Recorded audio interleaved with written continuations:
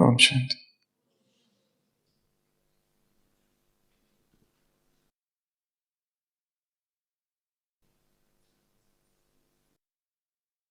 एक धन के नशे में चूर अत्यंत घमंडी पिता अपने बेटे को लेकर गांव की तरफ जाते हैं, देहातों में, और कुछ समय वहां रहते हैं। उनका उद्देश्य था कि अपने बेटे को ये बताऊं कि तुम्हारे पास कैसे सब कुछ है और संसार में कितने लोग हैं जो दुर्भाग्यशाली हैं, गरीब हैं, जिनके पास कुछ भी नहीं है।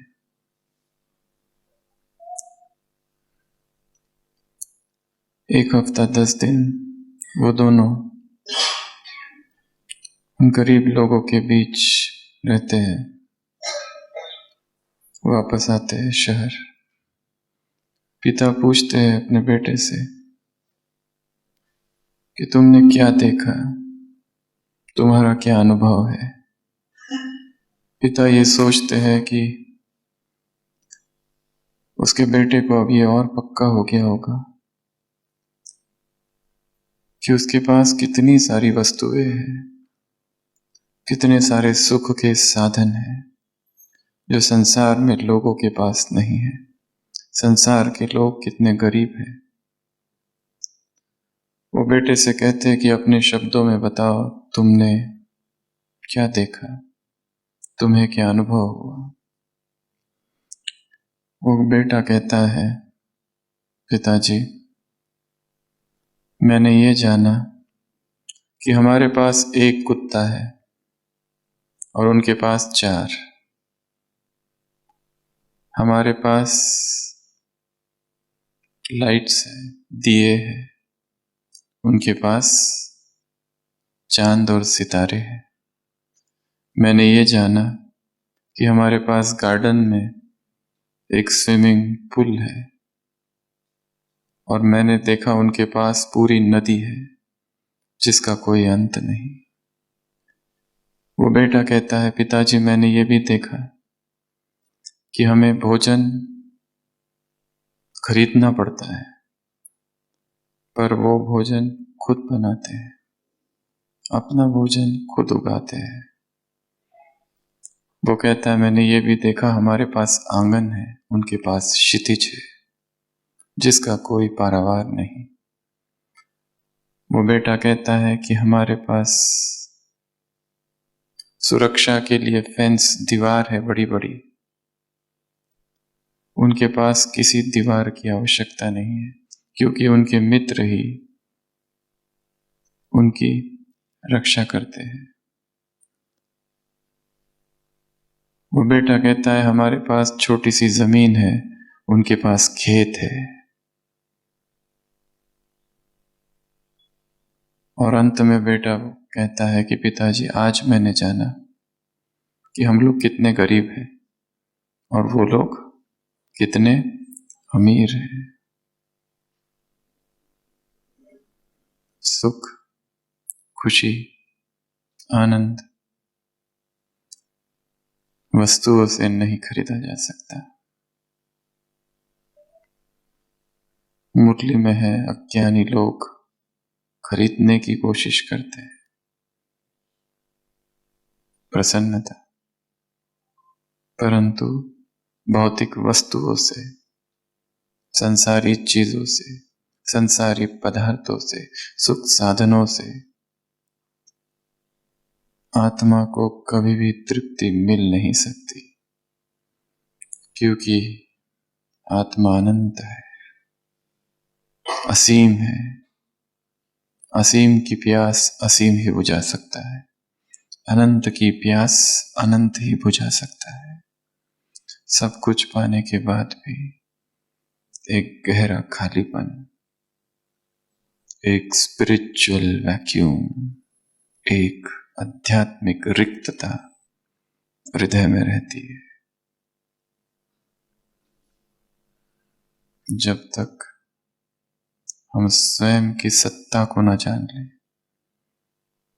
स्वयं के ऐश्वर्य को न जान लें, स्वयं के भीतरी साम्राज्य को न जान लें, तब तक वो रिक्तता, वो एम्प्टीनेस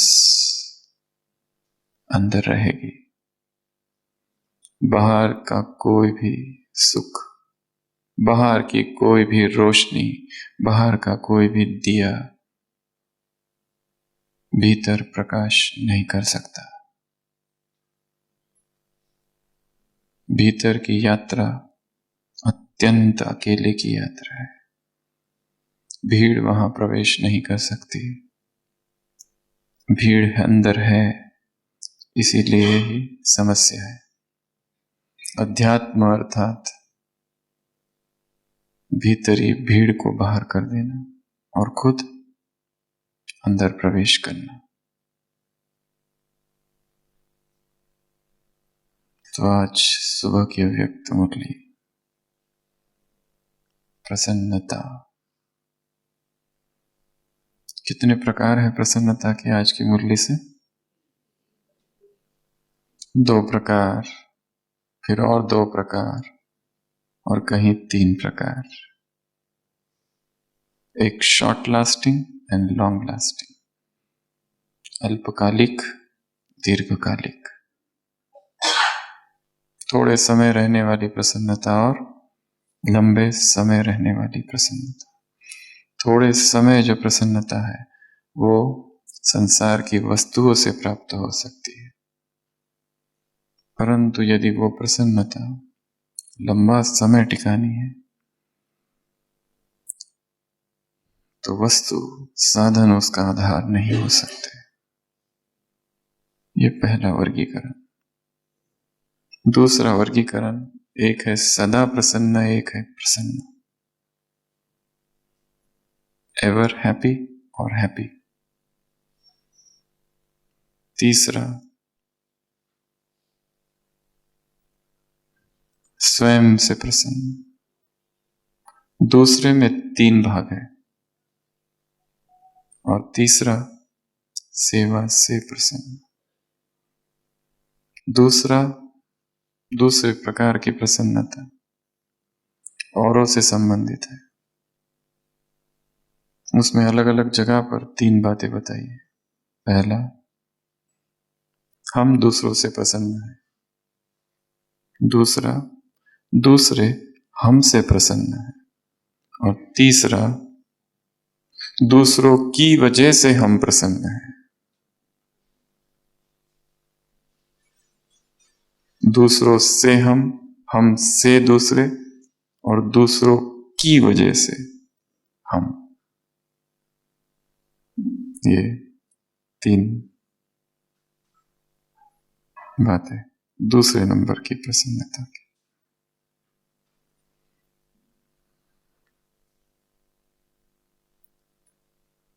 हम प्रसन्न क्यों नहीं रह सकते?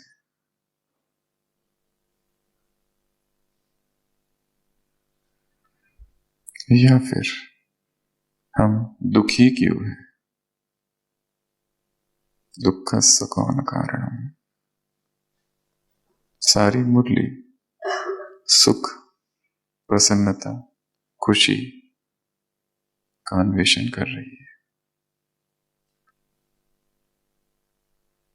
तो क्या कारण है प्रसन्न न रहने के? इच्छा और ईर्ष्या और दिल शिकस्त और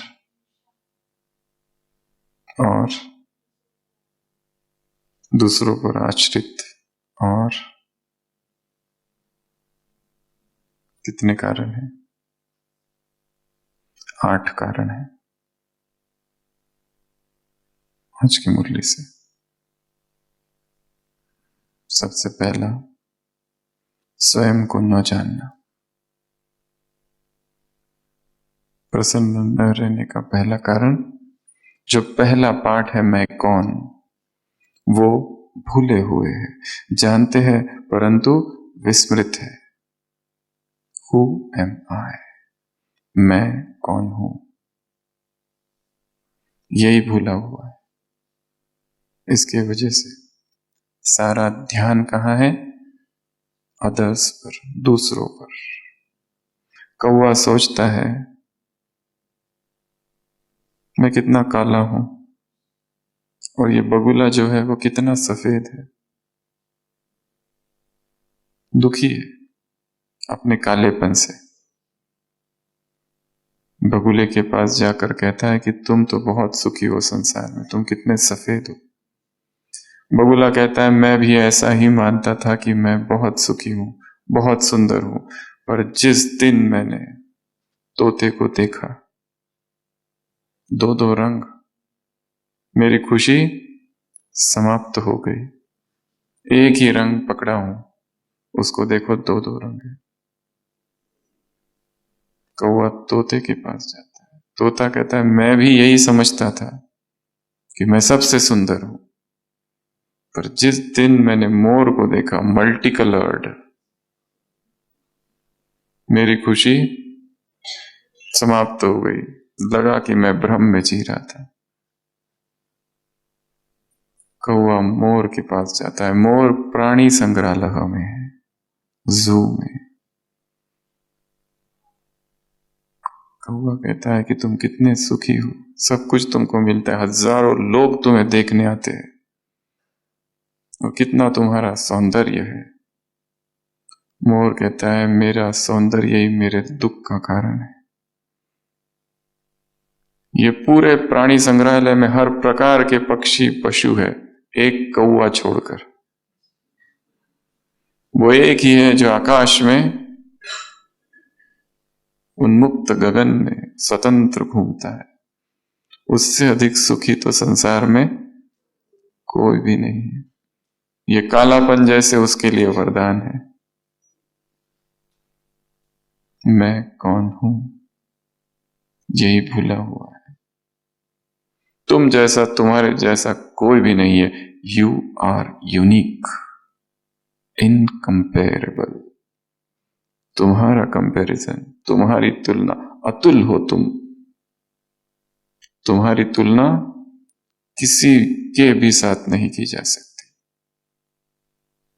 तुम में जो है वो इस संसार में और किसी के भी पास नहीं। ये तो ठीक है, मनुष्य अपनी तुलना मनुष्य से करता है। अगर वो अपनी तुलना झाड़ से करने लगे, पशु पक्षियों से करने लगे, चांद सितारों से करने लगे, सूरज से करने लगे, तो कितना दुखी हो जाएगा। मनुष्य से तुलना कर कर ही इतना दुखी है। पक्षी से तुलना करे तो दुखी हो जाएगा, मैं उड़ नहीं सकता, मैं उड़ नहीं सकता। मछली से अगर तुलना करे तो मैं तैर नहीं सकता। कितना कितना दुखी हो जाएगा।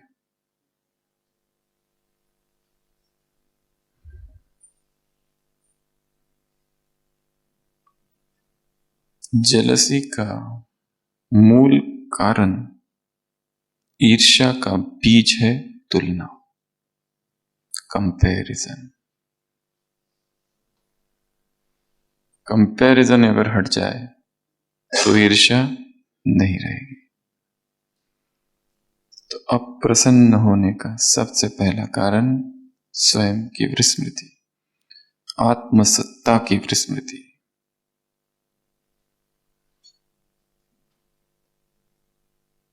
स्वयं के अस्तित्व को हमने पूरी तरह नहीं जाना। इस परिवार में ही नहीं, इस संपूर्ण जगत में मैं एक उत्कृष्ट कलाकृति हूं। I am a masterpiece. मेरे जैसा ना कोई था, ना कोई है और ना कोई होगा। रोज इस वाक्य का अभ्यास करना है। मेरे जैसा इस संसार में ना तो कोई था, ना कोई है और ना कोई होगा। तो सबसे पहला कारण स्वयं की विस्मृति। सारे स्वमान क्या करते हैं, हमें याद दिलाते हैं कि मैं कौन हूं। दूसरा कारण अप्रसन्नता का, बाप ने जो बनाया या दिया उसको भूले हुए, अर्थात प्राप्तियों की विस्मृति। सारा चिंतन किसका चल रहा है, अभाव का, डिफिशियंसी का, जो नहीं है उसका, और जो है, जो मिला है, जो दिया गया है, उसका हमने इतना चिंतन किया ही नहीं है। मधुबन में आने का अवसर, मधुबन में रहने का अवसर, मधुबन में अमृत वेला करने का अवसर, मधुबन में सेवा करने का अवसर, ब्राह्मणों की सेवा करने का अवसर, पवित्र जीवन जीने का अवसर, फरिश्ता स्थिति का अनुभव करने का अवसर, शरीर में रहते शरीर से डिटैच्ड होने का अवसर। इतना कुछ मिला है, स्थूल भी और सूक्ष्म भी। जो मिला है उसकी विस्मृति, और चिंतन हम किसका कर रहे हैं, जो नहीं मिला, जो नहीं है, जो दूसरों के पास है।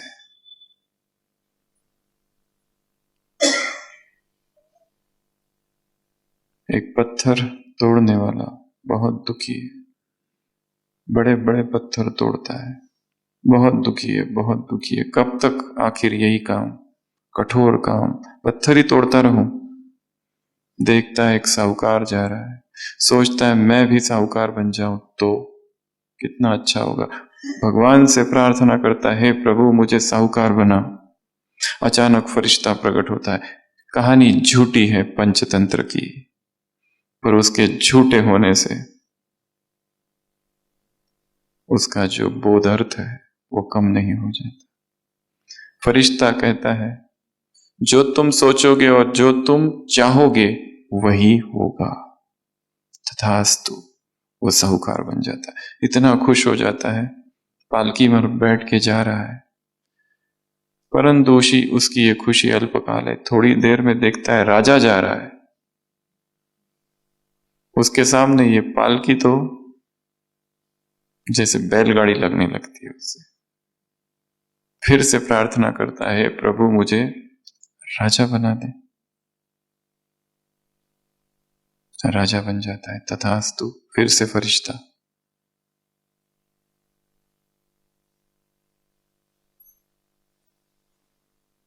राजा जा रहा है पाल हाथी पर बैठकर, पर सूरज की किरणें उसके चेहरे को जला रही है।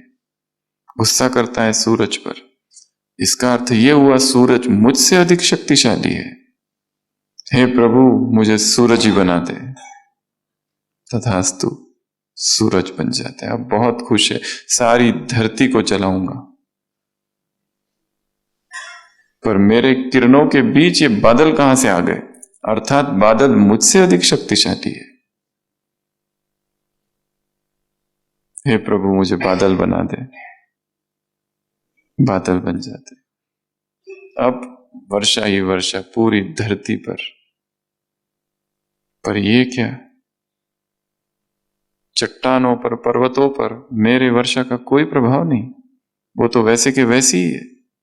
वो चट्टाने, वो पत्थर, अर्थात पत्थर मुझसे अधिक शक्तिशाली। हे प्रभु मुझे पत्थर बना दे।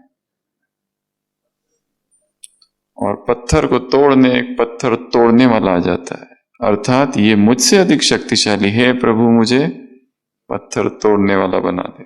फिर से वो वही बन जाता है जो शुरुआत में था, पर अब वो बहुत खुश है, बहुत खुशी खुशी से पत्थर तोड़ रहा है। पहले भी वही था, अभी भी वही है। अभी समझ में आया कि मैं क्या हूं, मेरे पास क्या क्या है।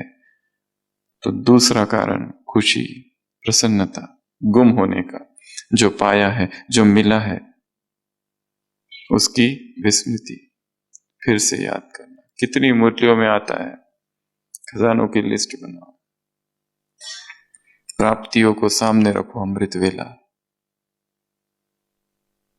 भाग्य की स्मृति में रहो। तीसरा कारण अप्रसन्नता का, खजाने को अपने अंदर समाया नहीं है। प्राप्तियों को क्या नहीं किया? समाया नहीं है। समाने के लिए क्या करना पड़ेगा? चिंतन, मनन, एकांत में और मौन में। जो कुछ मिला है, बाबा ने कहा ना, सबको एक जैसा दिया है, किसी को आधा, किसी को चौथा, सबको सर्वशक्तियां दी गई है, सर्वगुण संपन्न सब कुछ दिया गया है हर एक को। जो दिया गया है उसको समाने के लिए क्या करना पड़ेगा? चिंतन, मनन, डूबना पड़ेगा उन खजानों में। और इसके लिए क्या चाहिए? मौन और एकांत और अंतर्मुखता। तो ये मुख्य 3 कारण है जिस वजह से दुखी है। इसलिए चिंतन ये छोड़कर कुछ और चल रहा है, दूसरों का, दूसरों को क्या मिला है उसका। चौथा कारण, अपनी विशेषता को कार्य में नहीं लगाया। हमारी ग्रेटेस्ट वीकनेस हमारी ग्रेटेस्ट स्ट्रेंथ बन सकती है। हमारी सबसे बड़ी जो कमजोरी है, सबसे बड़ी, उसी को क्या कर देना है? अपनी सबसे बड़ी ताकत बना देना है। ऐसा संसार में लोग कहते हैं, वो कमजोरी को ताकत बनाने की बात कर रहे हैं। बाबा कह रहे जो विशेषता है उसको क्या करो? यूज करो।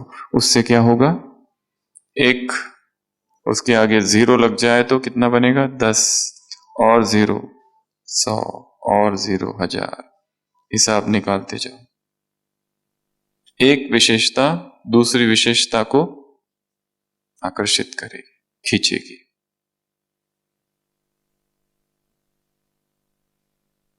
अपनी विशेषता को पहचानो। ये अहंकार नहीं है, क्योंकि आत्मा एक हीन भावना में कई बार रहती है कि सभी मेरे से आगे निकल रहे हैं। जो नए नए आए हैं वो मेरे से आगे निकल रहे, हम इतने पुराने हैं फिर भी पीछे रह गए। ये हीन भाव, इंफीरियोरिटी कॉम्प्लेक्स का भाव, सेल्फ विक्टिमाइजेशन का भाव, खुद के हाथों से खुद ही का शिकार करते, दुखी होते, सॉरो एब्जॉर्प्शन, दुख को सोख लेते स्पंज की तरह, और अंदर ही अंदर घुटते रहते, दुखी होते रहते। सब मेरे से अच्छे है, सब मेरे से आगे है, सब में कुछ ना कुछ है, मुझे में कुछ क्यों नहीं है? बाबा ने कहा ड्रामा अनुसार नियम प्रमाण ऐसा हो नहीं सकता कि किसी में कोई विशेषता ना हो। ब्राह्मण परिवार में हर आत्मा विशेष है। चुना किसने? स्वयं भगवान ने। God selected, God elected, God chosen. भगवान ने चुना है, भगवान ने सिलेक्ट किया है। कितने लोग आए थे इंटरव्यू के लिए? तुम्हारा सिलेक्शन हुआ है। कितने लोग बैठे थे इलेक्शन में, खड़े हुए थे कितने लोग, परंतु सब गिर गए। You are God elected, God selected and God chosen. पूरे शहर में, पूरे गांव में कई लोग हैं, पूरे गांव में एक ही व्यक्ति ज्ञान में चलता है, उसको भगवान ने चुना है। और उसकी चॉइस गलत नहीं हो सकती।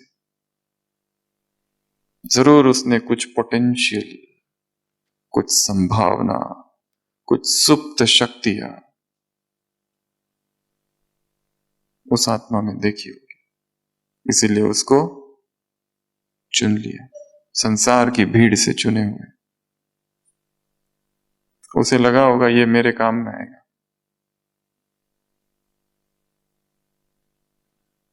अपनी विशेषता को पहचानो।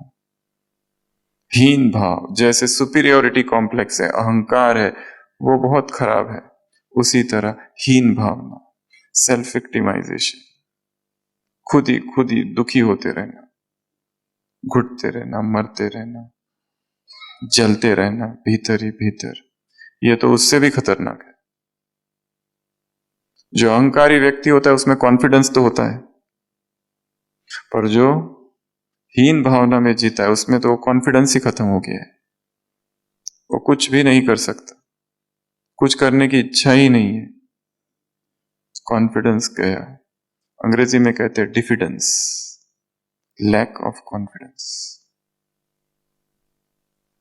ये बड़ी खतरनाक अवस्था है, क्योंकि ये धीरे धीरे डिप्रेशन की ओर ले जाती है, और जहां डिप्रेशन आ गया वहां सारा पुरुषार्थ समाप्त हो जाता है, उदासी ही उदासी छाई रहती है, सब कुछ व्यर्थ नजर आने लगता है, फिर जीवन भी व्यर्थ नजर आने लगता है। केवल ब्राह्मण जीवन नहीं, सारा ही जीवन व्यर्थ नजर आने लगता है।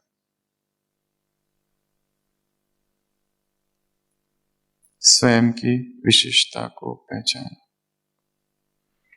एक 10 साल का बालक होता है, उसका लेफ्ट हैंड कट जाता है, फिर भी उसे इच्छा होती है कि मुझे जूडो सीखना है।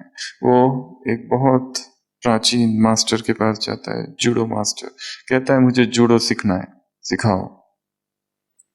उसकी उमंग, उसकी लगन देखते हुए वो मास्टर उसे जूडो सिखाता है, पर सारी ट्रेनिंग में उसे बस एक ही मूव, एक ही प्रकार से वार कैसे करना, वो एक ही मूव, इतनी सारी दूसरी दूसरी बातें हैं वो कुछ भी नहीं सिखाता है, एक ही सिखाते रहता है लास्ट तक।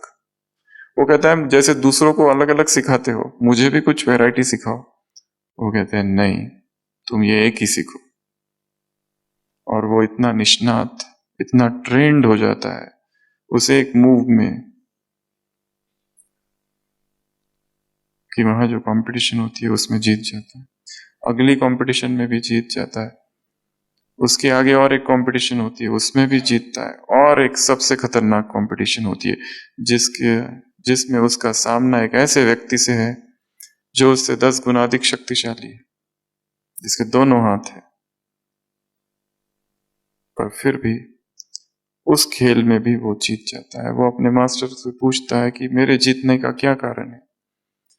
वो मास्टर कहता है कि तुम जीते केवल उस एक मूव की वजह से, वो जो एक तुमको सिखाया था, क्योंकि उस एक टेक्निक में तुम्हारे सामने जो शत्रु था, अगर उसे अपनी रक्षा करनी है तो उसे तुम्हारा लेफ्ट हैंड पकड़ने की आवश्यकता थी, और तुम्हारा तो लेफ्ट हैंड था ही नहीं, इसलिए तुम्हारी जीत हो गई। और दूसरी बात, उसने तुमको कमजोर समझा, इसलिए वो हारा। इस बच्चे की सबसे बड़ी कमजोरी थी एक हाथ ही नहीं है, फिर भी सीखा, लगन है, लक है सीखने की। तो हमारे सामने चाहे कुछ भी बाधा हो, कैसी भी बाधा हो, यदि हमें आगे बढ़ना है, फूल जिसने उगाने की सौगंध ली, वो मगन हो के चलता रहे, चाहे धरती हो कितनी कठोर, हर घड़ी चलते हैं वो उजाले की ओर। वो रुकेंगे नहीं, चाहे परिस्थितियां कितनी भी विपरीत हो, लोग कितना भी विरोध कर रहे हो, प्रतिकूल परिस्थितियों में ही संपन्न बना जाता है। तो चौथा, अपनी विशेषता को पहचानना, कार्य में लगाना। कार्य में न लगाना कारण है प्रसन्न न रहने का। पांचवा कारण, अप्रसन्नता का। टाइम पर लगाना है, कार्य में कब लगाना है? समय पर, नहीं तो समय की गाड़ी छूट जाएगी, चाहे 1 सेकेंड या 1 घंटा।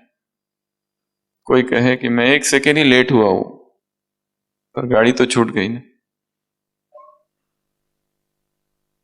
उस गाड़ी को तो रोका जा सकता है, समय की गाड़ी को कोई भी नहीं रोक सकता। जो समय अब है, अभी है, इस समय है, बस यही पुरुषार्थ का समय है। नाउ, कल सुबह का नहीं, अभी इसी वक्त यहां। हो सकता है यही हमारे जीवन की अंतिम रात हो। कोई गारंटी कर सकता है मैं कल सुबह अमृत वेला जागूंगा?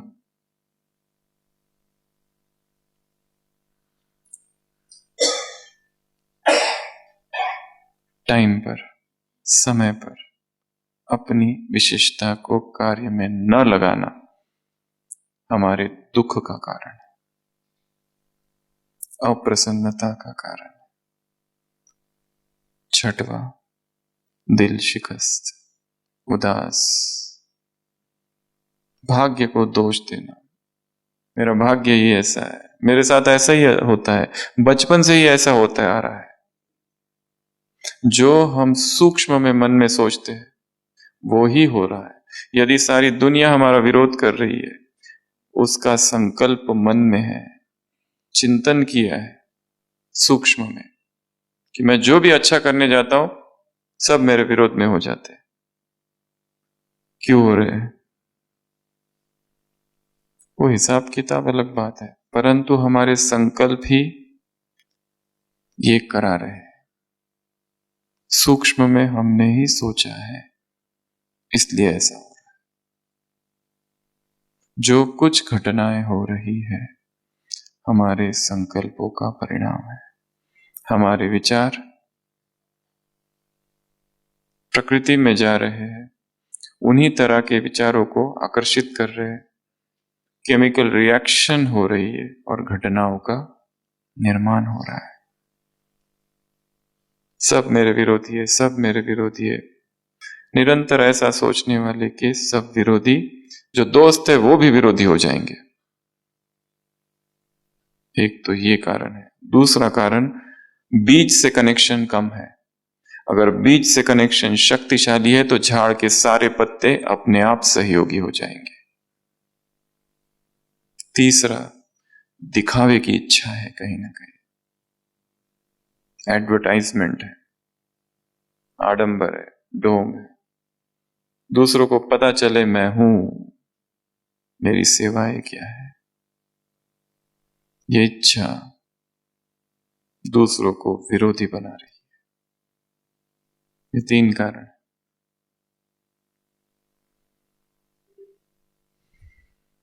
दिल शिकस्त हो जाना, दुखी हो जाना, उदास हो जाना, नाराज हो जाना, रूठ जाना। और रूठने का कारण हमारी अपनी इच्छाएं है और अपेक्षाएं है। बाबा ने कहा इच्छा अच्छा बनने नहीं देती। हम जो सोचते हैं लोग उसके विरोध में करते हैं। क्यों? क्योंकि हमारी एक्सपेक्टेशंस बहुत ज्यादा है। इस संसार के लोग पहले ही दुखी है, उनसे क्या अपेक्षाएं रखें। हर एक अपने दुख दर्द में जी रहा है, अतीत का बोझ लिए हुए, भविष्य की चिंताओं के साथ।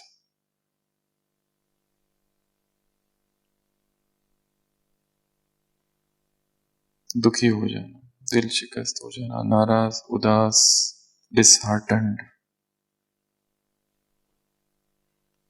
और जब भी ऐसा हो, दूसरों को दोषी नहीं ठहराना।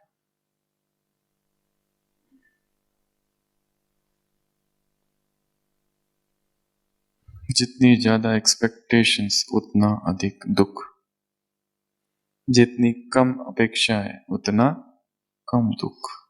दूसरे हमारी केयर करे, दूसरे हमारा साथ दे, दूसरे हमें सहयोग दे, दूसरे हमें सम्मान दे, हमारी प्रशंसा करे, एक्नॉलेज करे, रिकॉग्नाइज करे, हॉस्पिटैलिटी, मेहमान नवाजी करे, प्रेम दे, केयर दे, अटेंशन दे, ध्यान दे मेरी तरफ,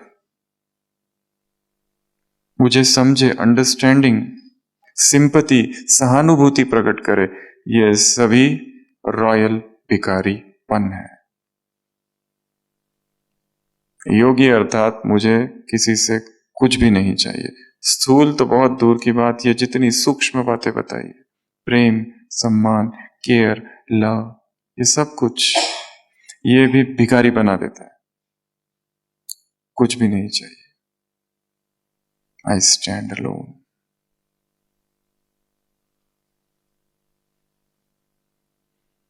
दिल शिकस्त। और 7वां ईर्ष्या। ईर्ष्या का बीज तुलना, कंपैरिजन। और कंपैरिजन करना हमें बचपन से सिखाया गया है, बचपन से ही हमने सीखा है। कुछ भी हम करने जाते तो कंपेयर करते हैं। यदि हम दुखी हो जाए तो ये देखते हैं कि सभी दुखी है, सभी अगर दुखी है तो ठीक है, फिर थोड़ा हल्कापन लगता है। बाढ़ आ गई, खेती को नुकसान हो गया, उससे पूछा जाता है कि तुम्हारी खेती में बहुत नुकसान हो गया। वो पूछता है कि जो बाजू वाला था पड़ोसी, उसकी खेती को भी नुकसान हुआ है क्या? हाँ हुआ है। और उसके बाजू वाला था, उसकी खेती को नुकसान हुआ, उसके भी हुआ, फिर ठीक है, अभी ठीक है, अभी थोड़ी राहत मिल गई। कंपैरिजन, हर जगह कंपैरिजन। जितना अधिक कंपैरिजन हम करते रहेंगे, वो एक दूसरी बात है, हम दूसरों से कुछ सीखे, अच्छी बात है।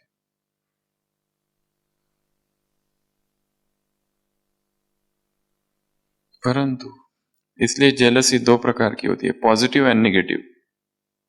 पॉजिटिव अर्थात हमको लगता है ये बहुत अच्छा है, इससे कुछ सीखा जा सकता है, हम दुखी नहीं हो रहे, सीख रहे, उससे हम सीखे, चाहे चिंतन सीख रहे, चाहे व्यवहार सीख रहे, इटिकेट्स मैनर्स सीख रहे, संयम सीख रहे, कितनी नियमितता है किसी के जीवन में, जरा भी इधर उधर नहीं दिनचर्या, फिक्स्ड है, सीखना है। एक दूसरा है, हम कुछ भी नहीं कर रहे, केवल कंपेयर कर रहे हैं। और कंपेयर इसलिए भी कर रहे हैं क्योंकि वो जो कर रहा है हम नहीं कर सकते। अब हमारे सामने मार्ग क्या है? एक तो उसकी निंदा, दूसरा उसको नीचे खींचो ताकि वो हमारे लेवल पर आ जाए, तो फिर ठीक है। ईर्ष्या, ईर्ष्या अग्नि है, जलाती है, आग है, बेचैनी उत्पन्न करती है, अस्वस्थता है। ये मेरे से आगे कैसे, मेरे होते हुए पीछे से आगे, मेरे से आगे जा रहा है।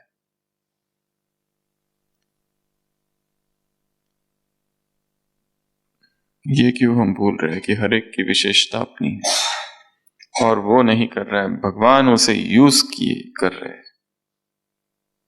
हमें भी सहयोग देना है, सूक्ष्म शुभ भावनाएं रखनी है।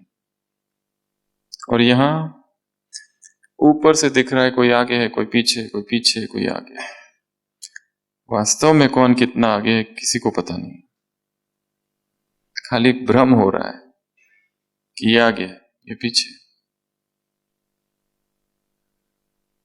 जिसकी स्थिति आगे है बस वही आगे है। कौन कितने साल से है, किसके पास क्या पद है, पोस्ट है, कितनी सेवाएं की है, ये सब बात की बात है।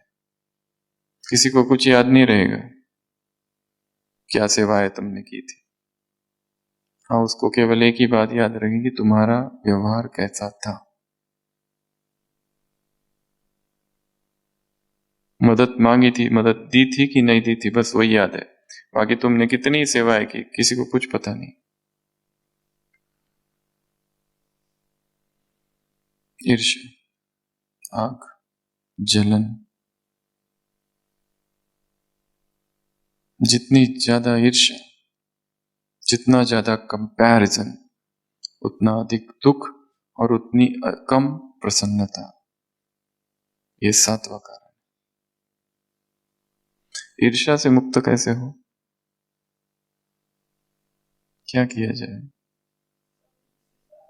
सबकी विशेषता देखना, केवल देखना नहीं, सच्ची दिल से देखना, अप्रिशिएट करना, आगे बढ़ाना और खुद को भी विशेष समझना। जैसे उसमें वो विशेषता है, मुझ में कुछ और विशेषता है। 5 पांडव दिखाए, एक एक में एक एक विशेषता है। जो मैं कर सक। बाबा ने किसका उदाहरण दिया? भोली भंडारी। भाषण नहीं है, परंतु विशेषता है, महारथियों की लिस्ट में।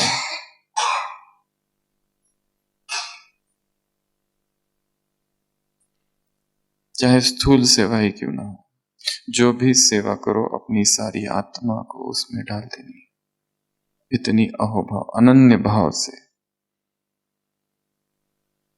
ईर्ष्या से मुक्ति का मार्ग है कंपैशन, रहम। ईर्ष्या से मुक्ति का मार्ग है मैत्री।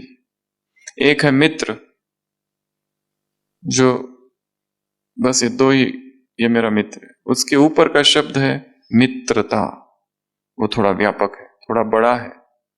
और उससे भी ऊपर है मैत्री, कल्याण मित्र कहा जाता है बुद्ध को।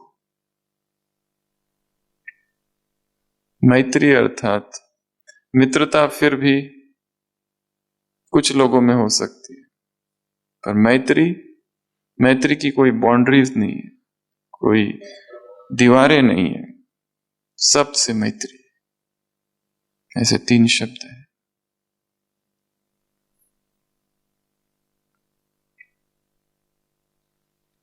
यार, यारी, याराना।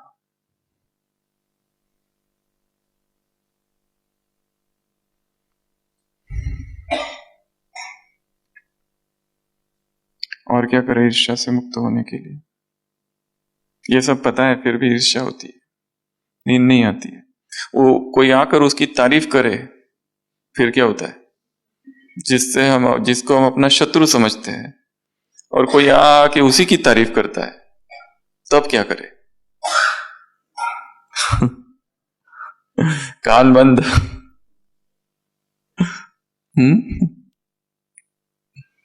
शुभ भावना की कमी है, स्टॉक कम है, ये पहले स्वीकार करना पड़ेगा। बाकी सबके प्रति उसके प्रति कम है,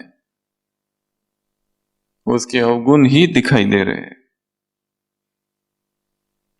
अवगुणी दृष्टि है, उस पर काम करना पड़ेगा। कोई बहुत ज्यादा गुणवान है, गुण खलभयम, भर्तरी कहता है जो गुणवान होता है, बहुत जिसमें गुण होते हैं, उसके शत्रु भी बहुत ज्यादा होते हैं। सच्चाई के मार्ग में दुश्मनों की कमी बिल्कुल भी नहीं है, भंडार लगे हैं, अंबार लगे हैं दुश्मनों के।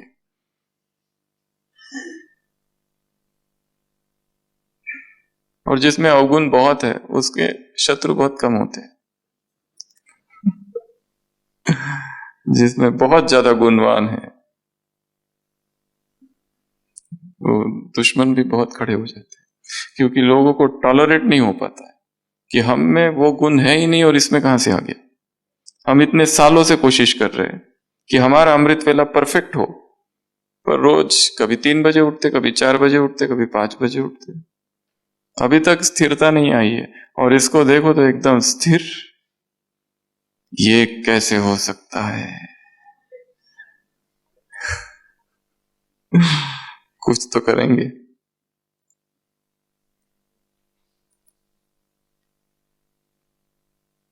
ईर्ष्या, धन्यवाद का भाव प्रकट करना है, करुणा का भाव प्रकट करना है, मैत्री का भाव प्रकट करना है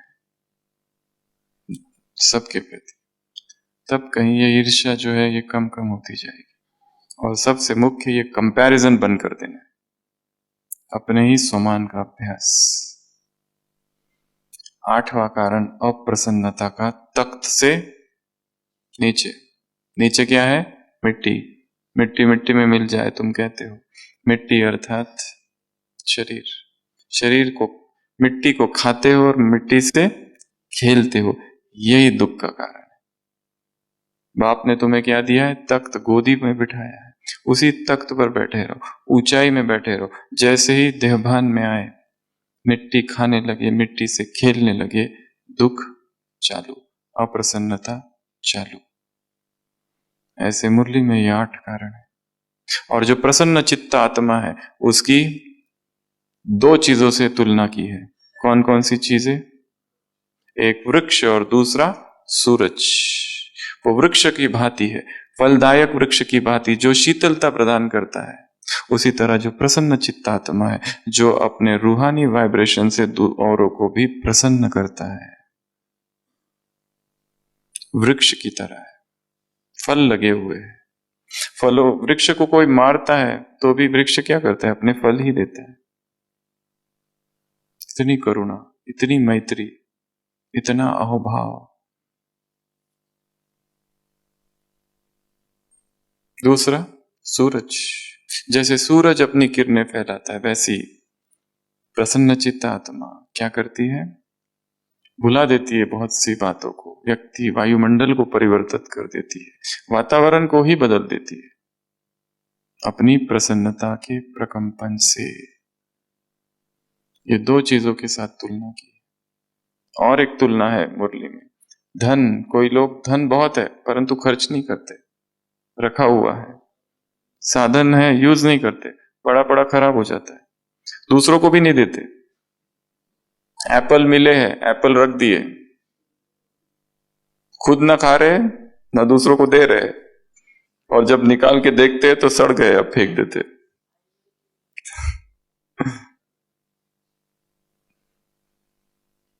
बांटो। ये ईश्वरीय खजाने ऐसे है कि जितने बांटो उतने बढ़ते हैं। बाहर का जो अर्थशास्त्र है वो क्या कहता है कि चीजों को बांटने से क्या होती है? कम होती है। ये आध्यात्मिक अर्थशास्त्र है। वो अर्थशास्त्र जो है वास्तव में अनर्थशास्त्र है। रियल अर्थशास्त्र ये है, जो तुम्हारे पास है वो दे दो तो अपने आप बढ़ेगा।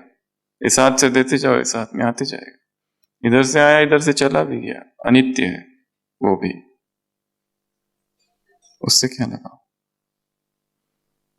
तो ये दो चीजों का कंपैरिजन, एक कंपैरिजन मुरली में।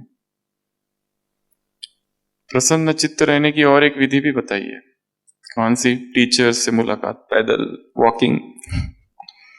पहले बहुत करते थे, अब कम करते। टीचर्स को बाबा ने कहा बने बनाए पर आए हो, फल बीज उन्होंने डाला, फल खाने आ गए। फल खाने के टाइम पर मेहनत उन्होंने की, एक हाथ में सामान, और निकल पड़े। जो सुबह सेवा का स्थान, वही रात में सोने का स्थान। त्याग, त्याग है, तप है, वैराग है।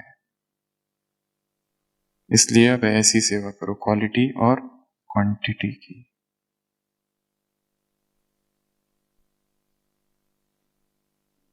तो सारी मुरली में एक ही बात रिपीट हो रही है, खुशी, प्रसन्नता। अपने अप्रसन्नता की लिस्ट बनानी है कि मैं सब कुछ मिलने के बाद भी, ब्राह्मण बनने के बाद भी दुखी क्यों हूं? कौन से सूक्ष्म कारण है? नोट करो और बाबा को खत लिखो। क्या लिखेंगे? कथाएं नहीं, ओके। दूसरे मुझसे होके, मैं दूसरों से होके। उसके लिए भी बाबा ने कहा 5% आत्माएं तो ऐसी रहेगी जिन्होंने कसम खा ली है। क्या? कि तुमको सर्टिफिकेट नहीं देंगे, चाहे कितनी भी उनको खुश करने की कोशिश करो, कुछ भी करो, क्योंकि वो जो असंतुष्ट है वो तुम्हारी वजह से नहीं, अपने संस्कारों की वजह से असंतुष्ट है। ये उनकी कमजोरी है, असंतुष्टता। सब कुछ मिल जाए। जैसे मैक्सिको में एक जगह पर 2 प्रकार के झरने हैं, एक झरना में गर्म पानी है, एक झरने में ठंडा पानी है। वहां की जो माताएं हैं वो कपड़े धोने के लिए पहले गर्म में धोती है, फिर ठंडे में धोती है। 2 प्रकार के पानी एक ही जगह पर। एक जर्नलिस्ट वहां पहुंचता है, पत्रकार, सबका इंटरव्यू लेता है, कहता है तुम लोग तो कितनी प्रार्थना करते होंगे भगवान से कि 2 पानी एक साथ दे दिया।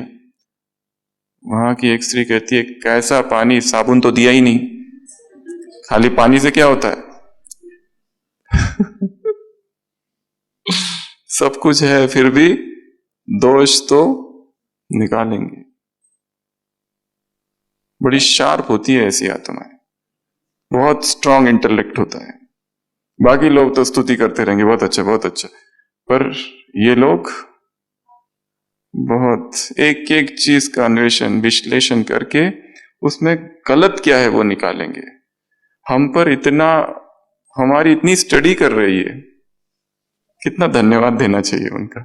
इतना टाइम अपना अमृत वेले का त्याग कर, अपने ज्ञान योग को दांव पर रख, मुरली का चिंतन अध्ययन स्टडी छोड़कर हमारे व्यवहार की, हमारे बोल की स्टडी कर रहे हैं। ये हमारे ये कल्याण मित्र है ये हमारे बड़े मित्र है सच्ची मैत्रीता तो इनसे है। तारीफ करने वालों में क्या मैत्री, अवगुणों को जो पकड़ रहे हैं हमारे, बड़ी तपस्या है उनकी।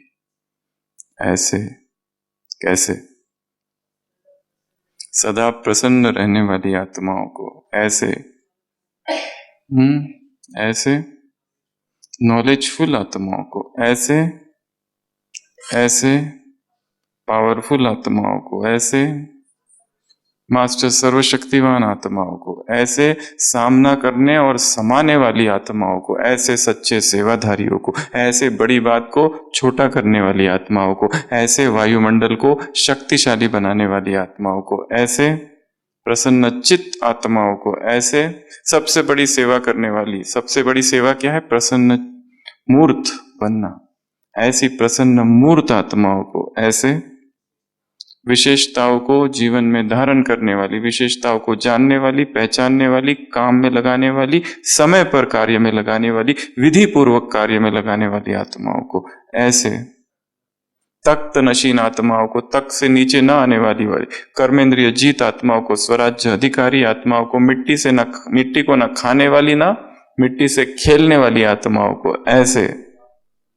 बाप को ही संसार बनाने वाली आत्माओं को वही सब कुछ है ऐसे, ऐसे ईर्ष्या का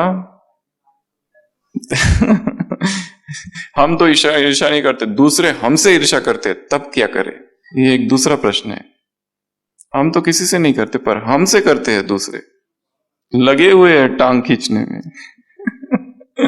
उनके प्रति भी शुभ भावना रखने वाली आत्माओं को ऐसे, एक्सरसाइज करने वाली आत्माओं को ऐसे, पैदल करने वाली आत्माओं को ऐसे, फल खाने के समय पे आग जाने वाली आत्माओं को अब दूसरों के लिए बीज डालो ताकि वो फल खा सके ऐसी, क्वालिटी क्वांटिटी दोनों लाने वाली आत्माओं को ऐसे, एक